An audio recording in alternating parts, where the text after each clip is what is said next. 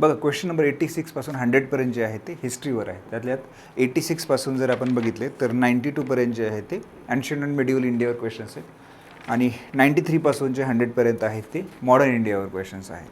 आता question number 86 बघा, प्राचीन भारताच्या इतिहासात सामंतवादी, ज्याला फ्युडॅलिझम म्हणतो, प्रथेचा महत्त्वपूर्ण परिणाम काय झाला.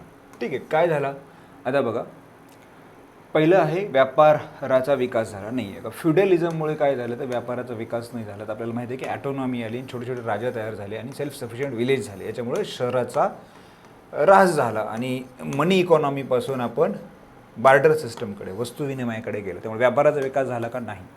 शेतीयोग्य भूमीचा विस्तार झाला. आता बघा, शहरं जे आहे शहरांचा ऱ्हास झाला आणि व्यापार जो आहे तो व्यापार कमी झाला. म्हणजेच ज्या सर्व्हिस इंडस्ट्रीज आहेत त्या कमी झाल्या. तर अल्टिमेटली सगळी लोकं जे आहेत ते अटॅच कशाशी होणार आहेत, तर शेतीशी होणार आहेत. त्यामुळे काय झालं की शेतीचा जो आहे तो विस्तार झाला. प्लस काय झालं की भूमिदानाची प्रथा होती.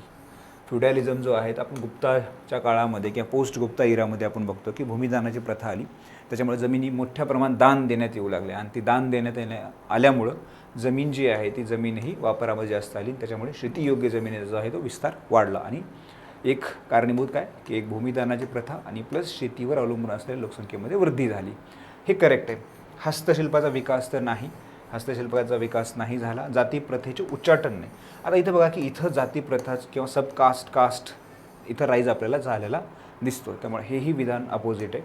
याचं उत्तर आहे पर्याय क्रमांक 2, शेतीयोग्य भूमीचा विस्तार. क्वेश्चन नंबर 87 बघा, हुमायूं संबंधित पुढील दिलेल्या विधानांमधून योग्य विधानाची निवड करा. आता बघा, हुमायूं 1530 ते 1556. ठीक आहे, कुणाचा मुलगा आहे तर बाबरचा मुलगा आहे. फर्स्ट आहे, मुघल चित्रकलेचा पाया हुमायूंच्या शासनकाळात घातला गेला. पहिलं स्टेटमेंट जे आहे ते पहिलं स्टेटमेंट करेक्ट आहे. त्यांनी ठीक आहे बिलग्रामच्या युद्धाच्या वेळेस ठीक आहे 2 चित्रकार जे आहेत त्यातले 2 चित्रकार तो घेऊन आला होता. त्या 2 चित्रकाराची नावं काय, ते एक अब्दुल समद आणि मीर सय्यद अली. 2 चित्रकार जे आहेत जे हुमायूंच्या दरबारात होते आपल्याला असं म्हणता. एक आहे अब्दुल समद आणि दुसरा आहे मीर सय्यद अली. अब्दुल समद आणि मीर सय्यद, त्यामुळे हे करेक्ट आहे. तो ज्योतिषशास्त्रावर विश्वास ठेवत आहे, हेही करेक्ट आहे की तो ज्योतिषशास्त्रावर त्याचा प्रगड विश्वास होता आणि तो दिवसाला ठीक आहे त्याचे कपडेही दिवसानुसार नक्षत्रानुसार किंवा ज्योतिषशास्त्रावर आधारित असायचे. ठीक आहे, तो कपडेही त्यानुसार बदलत असते. त्यामुळे हेही करेक्ट आहे. त्याला उपवनाचा राजकुमार म्हटले जात असे, तर हे करेक्ट नाही आहे. ठीक आहे, हे उपवनाचा राजकुमार कोणाला म्हटलं जात असं, बाबरला म्हटलं जात असतं. त्यामुळे हे विधान करेक्ट नाही. त्याचा मृत्यू दीनपना ग्रंथालयातील पायऱ्यावरून पडल्यामुळे झाला, तर हेही विधान करेक्ट आहे. आता हुमायूंबद्दल जे आहे त्याचा जी फाईट आहे ॲक्च्युली आपण जर बघितलं 1530 ते ॲक्च्युली 1540 इथपर्यंत तो शासन झालं. पुन्हा ब्रेक झाला. इथून पुढे आपल्याला बघतो 45 पर्यंत जो आहे तो शेरशाह सुरी. तर शेरशाह सुरीसोबत त्याला 2 वेळा युद्ध करावं लागलं. एक आहे आपल्याला फेमस आहे हिस्ट्रीमध्ये, एक आहे चौसाची लढाई आणि दुसरं आहे आता मी म्हटलेलं की बिलग्रामची लढाई आहे. आता हुमायूं जे आहे ॲक्च्युली बाबरने जे साम्राज्य उभा केलं होतं ते बाबरच्या इच्छेनुसार हुमायूंने ते साम्राज्य त्याच्या 4 भावांमध्ये वाटलेलं होतं. त्यासाठीही ते आपल्याला आहे. त्यांनी दीनपनाची स्थापना केली होती. तर इथं आलेलंच आहे की दीनपनाच्या ग्रंथालयाच्या पायऱ्यावर पडून त्याचा मृत्यू झालेला आहे. उपवनाचा राजकुमार कोणाला म्हटलं जातं तर बाबरला म्हटलं जातं, ना की हुमायूंला. त्यामुळे 87चं उत्तर आहे ए, बी आणि डी. ए, बी आणि डी त्याचं उत्तर आहे पर्याय क्रमांक 3. आता याचं बघा की 88चा जो क्वेश्चन आहे याचा जो सोर्स आहे तो सोर्स आहे शालेय पुस्तकं. याचा जो सोर्स आहे तो काय आहे, शालेय पुस्तक. इसवी सनाच्या शतकातील सोमेश्वर या चालुक्य राजाने लिहिलेल्या मानसोल्लास किंवा अभिलषितार्थ चिंतामणी या ग्रंथात चित्रकथी परंपरेचे वर्णन केलेले आढळते. त्याबाबत योग्य विधानांची निवड करा. आता ही चित्रकथी जी आहे लक्षात ठेवा 2 गोष्टी आहेत आपल्याला. महाराष्ट्राच्या लोककला आहे त्याच्यामध्ये एक आहे वारली पेंटिंग आणि दुसरं आहे चित्रकथी. ह्या 2 गोष्टी माहिती. ह्या चित्रकथीलाच पिंगुळ म्हणतात. आता हे पिंगुळ कुठे आहेत तर कोकणामध्ये. ठीक आहे, कुडाळ इथं. ठीक आहे, पिंगुळ जे आहे ते कुठे आहे तर कोकणामध्ये जे कुडाळ आहे. ठीक आहे, तर ते कुडाळामध्ये जे ठाकर जमात आहे, ठीक आहे, जे आपण म्हणतो की आदिवासी आहेत ठाकर जमात, त्यांनी ही प्रिझर्व केलेली जी आहे की याला पिंगळ म्हणतात किंवा याला चित्रलिपी असं म्हणतात, चित्रकथी असं म्हणतात. ठीक आहे, चित्रकथी. आता ही काय आहे, तर एक आहे की कठपुतळ्यांचा किंवा चित्राच्या सहाय्याने रामायण महाभारतातील कथा सांगण्याची ही परंपरा म्हणजे चित्रकथी परंपरा होय. हे करेक्ट आहे की ही चित्रकथी परंपरा चित्राच्या माध्यमातून स्टोरीज सांगितल्या गेलेल्या आहेत. आणि ही जसं मी आताच म्हणले की महाराष्ट्रामध्ये जे ठाकर समाज आहे त्यांनी प्रिझर्व केलेली कला ही आणखी आहे. ठीक आहे, त्या चित्रकथी परंपरा एका कथेसाठी साधारण 30 ते 50 चित्रांचा वापर केला जातो, हेही करेक्ट आहे. आणि ठाणे जिल्ह्यातील जिव्या सोम्या म्हशे यांनी चित्रकथी लोकप्रिय करण्याचा प्रयत्न. तर जिव्या सोम्या म्हशे जे आहेत त्यांनी वारली पेंटिंग जे आहे, वारली पेंटिंग प्रसिद्ध किंवा फेमस करायचा त्यांनी प्रयत्न केलेला आहे, ना की चित्रकथी. त्यामुळं हे जे आहे ते हे विधान सी जे विधान आहे ते चूक आहे. फक्त पहिलं ए आणि बी करेक्ट आहे. त्याचं उत्तर काय यायला पाहिजे, केवळ सी वगळून, म्हणजे पर्याय क्रमांक 3. 88चं उत्तर आहे पर्याय क्रमांक 3. 89 बघा क्वेश्चन नंबर 89 बघा. आता इथे बघा की डाव्या साईडला जे आहेत त्या डाव्या साईडला काय दिलेलं आहे, तर बौद्ध संगती दिलेल्या आहेत. प्रथम बौद्ध संगती असेल, सेकंड बौद्ध संगती असेल, थर्ड, फोर्थ, आणि पुढे जे दिलेले आहेत ते काय आहेत, त्या संगतीचे अध्यक्ष कोण होते. आता प्रथम बौद्ध संगती जी झाली ती त्याचा अध्यक्ष कोण होता, तर महाकश्यपच होता. कधी झाली, तर 483 BC ला झाली. ठीक आहे, कोण राजा होता, कुठं झाली, तर ती राजगृहला झाली. आता राजगृह आपल्याला माहिती आहे की त्यावेळेस राजा कोण होता, तर अजातशत्रू. ठीक आहे, अजातशत्रूच्या काळामध्ये ही झालेली आहे. ठीक आहे. सेकंड आहे दुसरी बौद्ध संगती जी आहे ती, त्याचा अध्यक्ष कोण होता, साबाकामीच होता. ती कधी झाली, तर बरोबर 100 वर्ष 383 BC ला झाली. त्यावेळेस राजा कोण होता, तर कालाशोक होता. आणि कुठं झाली ती, तर पहिली राजगृह तर दुसरी कुठं झाली, वैशालीला झाली. आता हा कालाशोक कुठला होता, कोणत्या घराण्याचा राजा होता, तो शुंग घराण्याचा राजा होता. आणि अजातशत्रू कुठल्या घराण्याचा राजा होता, हर्यक घराण्याचा राजा होता. तिसरी बौद्ध संगती जी आहे त्याचा जो अध्यक्ष होता तो मुघली पुत्ततीसच होता. तो कधी झाली, तर ती 250 BCच्या आसपास झालेली आहे. ठीक आहे, 250 BC किंवा 251 BCच्या आसपास ती झालेली आहे. ती कुणाच्या काळात झालेली आहे, तर ती कुठं झाली तर ती झाली पाटलीपुत्रला. कोण राजा होता, तर सम्राट अशोक होता. कुठल्या घराण्याचा राजा होता, तो मौर्य वंशाचा तो राजा होता. ठीक आहे. चौथी जी आहे ती चौथी बौद्ध संगतीचा अध्यक्ष कोण होता, तो वसुमित्र होता.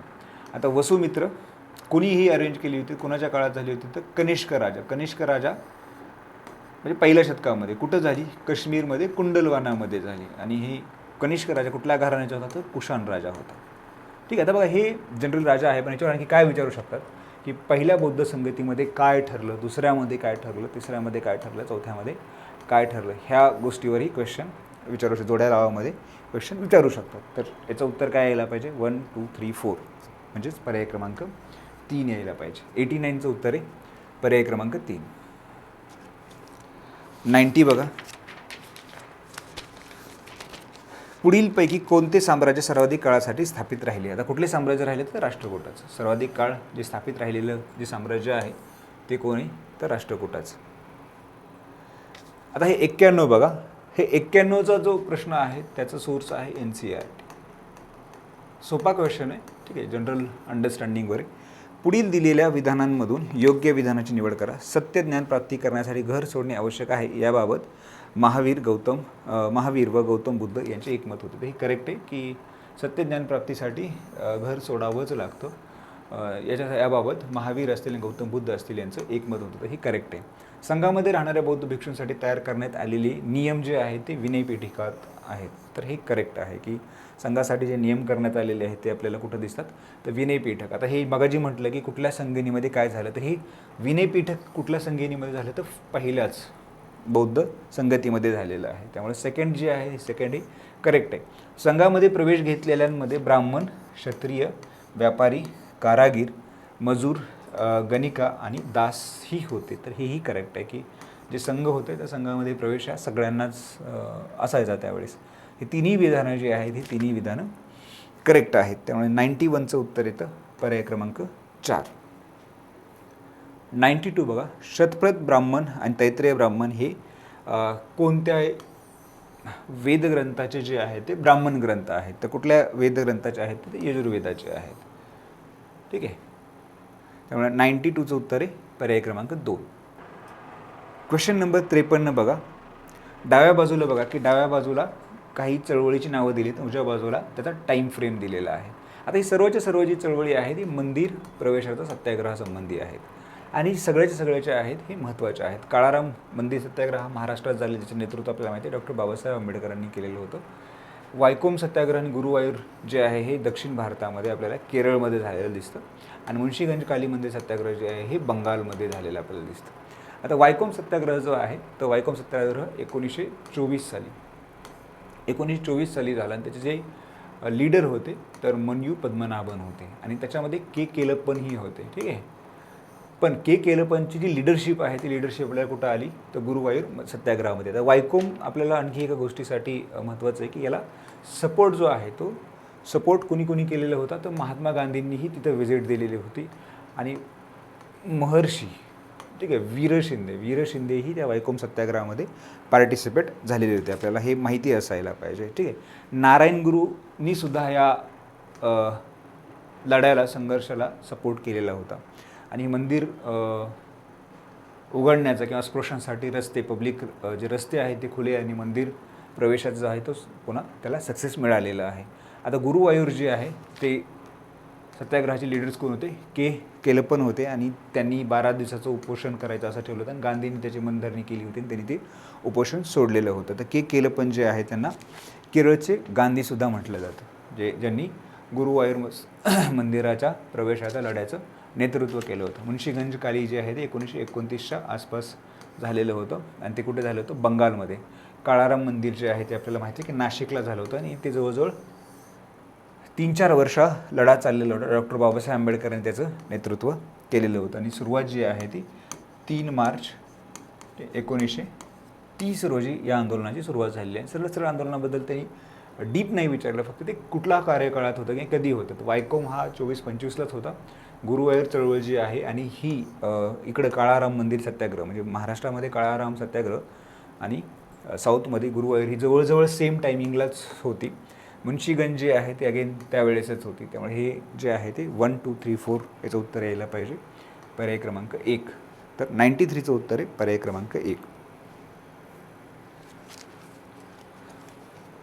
94 बघा. 17 ऑगस्ट 1932 रोजी रॅमसे मॅकडोनाल्ड यांनी जाहीर केला जातीय निवडाबाबत योग्य विधानाची निवड करा. भारतीय समाजात जास्तीत जास्त फूट पाडण्याचा व त्याद्वारे त्यांची शक्ती खच्ची करण्याचा साम्राज्यवादी मुत्सद्द्याचा कुटील नीतीचा हा दृश्य आविष्कार होता. तर हे करेक्ट आहे की त्यांचा मेन हेतू जो होता तो फोडा आणि राज्य करा होता. त्यामुळे कम्युनल अवॉर्डचा तोच उद्देश होता. त्यामुळे करेक्ट आहे. या निवडीने दलितांसाठी सर्व प्रांतिक कायदेमंडळात मिळून 148 जागा राखीव ठेवण्यात ही चूक आहे. ही जी 148 जागा राखीव ठेवण्यात आलेल्या होत्या जेव्हा पुणे करार झाला.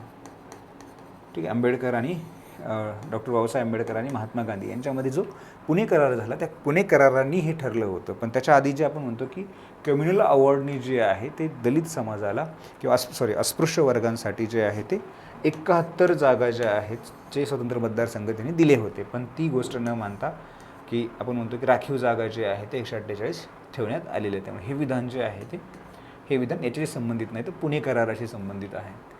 त्यामुळे 94चं उत्तर आहे. आता त्याने विचारलं आहे आपल्याला काय की योग्य विचारलं तर पर्याय क्रमांक 1 यायला पाहिजे. 95 बघा. नेहरू अहवालातील प्रमुख तरतुदी संबंधी योग्य विधानाची निवड करा. आता पहिलं बघा, एक तर 1919चा जो कायदा आला 1919च्या कायद्याला त्याचं पुनर्परीक्षण करून पुन्हा नवीन सवलती द्यावी याची मागणी 1923 पासूनच भारतीय नेतृत्वाने करायला चालू केली होती आणि 1925 साली बर्कनहेडनी घोषणा केली होती की तुम्ही सर्व भारतीय लोक एकत्र येऊन अशी राज्यघटना तयार करू शकत नाहीत ज्याच्यावर सर्व भारतीयांचं एकमत असेल. हे चॅलेंज स्वीकारून 1928 साली काँग्रेसने सर्वपक्षीय बैठक बोलवली आणि त्यातून एक संविधान निर्मितीसाठी एक समिती नेमण्यात आली ज्याचे अध्यक्ष जे आहेत ते मोतीलाल नेहरू होते आणि त्यांनी जो अहवाल दिला त्याला आपण नेहरू अहवाल असं म्हणतो. तर त्या संबंधीच्या तरतुदी या विचारलेल्या आहेत. तर पहिलं आहे भारताची राज्यघटना संघराज्यात्मक असावी, फेडरल स्ट्रक्चरचीच त्यांनी मागणी केली होती. करेक्ट आहे. त्यात नागरिकांचे मूलभूत अधिकार स्पष्टपणे फंडामेंटल राईट्स प्रत्येक नागरिकाला असायला पाहिजे, हे करेक्ट आहे. सेकंड, शासकीय विषयांची विभागणी केंद्रीय व प्रांतिक अशा 2 गटात केली जावे व उर्वरित विषय केंद्राकडे सोपवले जावे, तर हेही करेक्ट आहे. प्रौढ 21 वर्षावरील सर्व स्त्री पुरुषांना मतदानाचा अधिकार असावा, तर हेही विधान जे आहे हेही विधान करेक्ट आहे की 21 वर्षावरील सर्व लोकांना, स्त्री पुरुषांना मतदानाचा अधिकार असावा. जो आपण बघतो की आता किती आहे, 18 वर्षाचा आहे, पण ही जी मागणी आहे त्यांनी 21 वर्षाची त्यावेळेस 1928 सालीच केली होती की सर्व स्त्री प्रौढ स्त्री पुरुषांना मतदानाचा अधिकार असावा. तर याचं उत्तर आहे पर्याय क्रमांक 4. 95चं उत्तर आहे पर्याय क्रमांक 4. 96 बघा, वेगळा पाकिस्तान याबाबत पुढीलपैकी कोणी कोणी योजना मांडली? डॉक्टर मोहम्मद इक्बाल. करेक्ट आहे. डिसेंबर 1930 साली जे मुस्लिम लीगचं अधिवेशन झालं त्या अधिवेशनामध्येच त्यांनी वेगळ्या देशाबद्दल किंवा वेगळ्या पाकिस्तानाबद्दल चर्चा केली.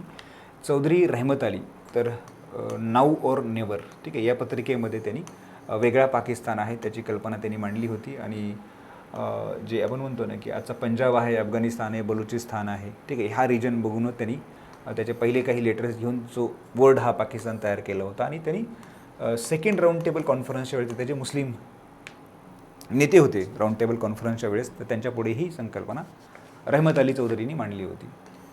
त्यानंतर डॉक्टर सय्यद अब्दुल लतीफ, तर हे 1939मध्ये हे डॉक्टर सय्यद अब्दुल लतीफ हैदराबादचं होते ते. आणि त्यांनी 3 राष्ट्राचा म्हणजे एक मुस्लिमांसाठी, पूर्व मुस्लिमांसाठी, एक पाकिस्तान, एक हिंदू राष्ट्र अशी त्यांनी संकल्पना मांडली होती. तर हेही करेक्ट आहे. प्राध्यापक सय्यद जफर उल हसन आणि डॉक्टर मोहम्मद अफजल हुसेन कादरी तर यांनीही यालाच अलीगड योजना म्हणतात. ही जी लोकं आहेत ती अलीगड विद्यापीठातले प्रोफेसर लोक होतात. त्यांनीही वेगळ्या देशाची जी आहे वेगळ्या पाकिस्तानची संकल्पना मांडली होती जी अलीगड योजना म्हणून प्रसिद्ध आहे.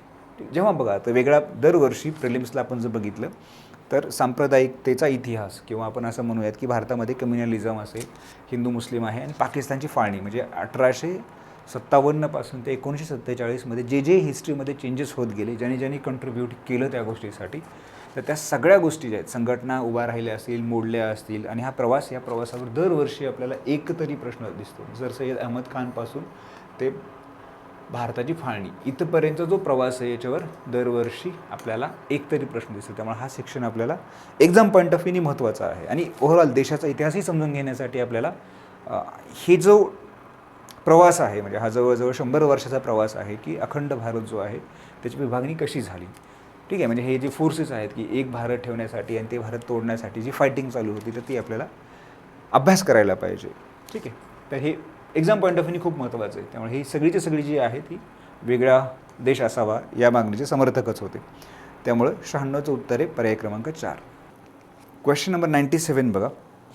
आता 97मध्ये बघा इकडे की स्वतंत्र चळवळीतल्या महत्त्वाच्या 3 चळवळी दिलेल्या आहेत डाव्या बाजूला, आणि पुढे महिलांचा त्याच्यामधला सहभाग दिलेला आहे. त्या चळवळीमध्ये हिरिरीनं भाग घेणाऱ्या ज्या महिला आहेत, महत्त्वाच्या महिला, त्यांची यादी दिलेली आहे. आता असहकार चळवळ आहे. वसंती देवी, उर्मिला देवी, राधा देवी, पार्वती देवी, स्वरूपा राणी, कमला नेहरू आणि मणीबेन पटेल हीच आहे. आता ही वसंती देवी ज्या आहेत त्या CR दास यांच्या पत्नी होत्या.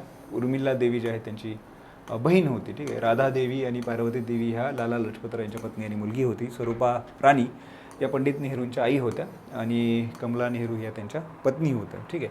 तर हे आहे सविनय कायदेभंग सरोजिनी नायडू होत्या, मणीबेन पटेल होत्या, खुर्शिदाबेन होत्या, लीलावती मुंशी होत्या आणि हंसा मेहता होत्या. तर ह्याही करेक्ट आहे. हे दोन्ही विधानं करेक्ट आहेत.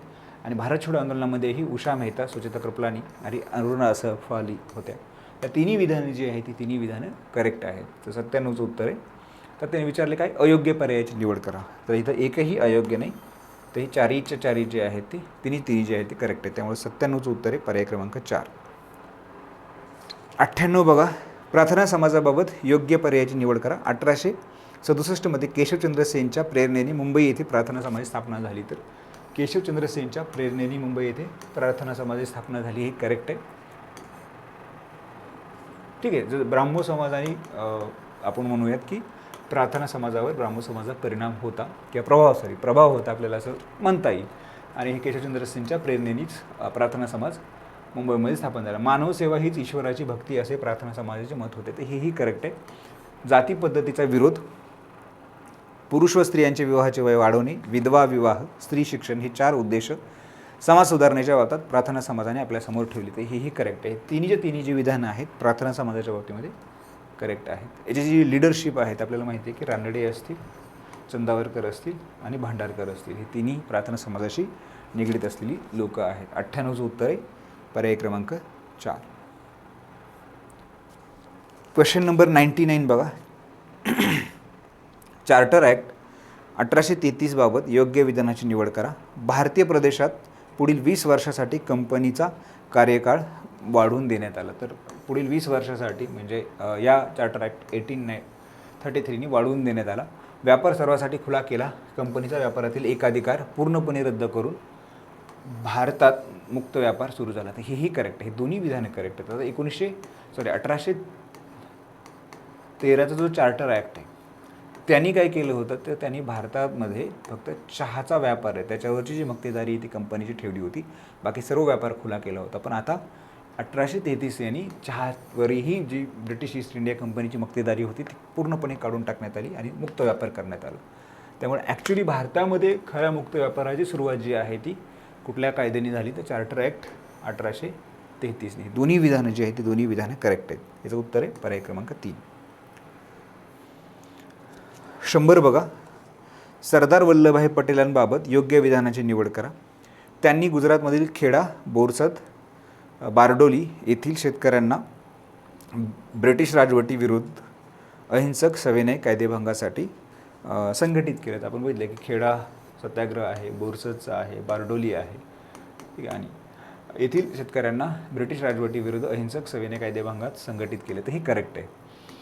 गुजरात प्रदेशाच्या काँग्रेस समितीचे पहिले अध्यक्ष म्हणून नियुक्त झाले व पुढे 1945पर्यंत गुजरात काँग्रेसच्या अध्यक्षपदावर राहिले. ठीक आहे, म्हणजे 21 किंवा 22ला ते गुजरात काँग्रेसचे अध्यक्ष होते. तिथून पुढे जवळजवळ 1945पर्यंत ते गुजरात काँग्रेसचे अध्यक्षच होते. ठीक आहे. आणि सरदार वल्लभभाई पटेल यांचं काँग्रेसच्या संघटनेवर प्रचंड कंट्रोल होतं.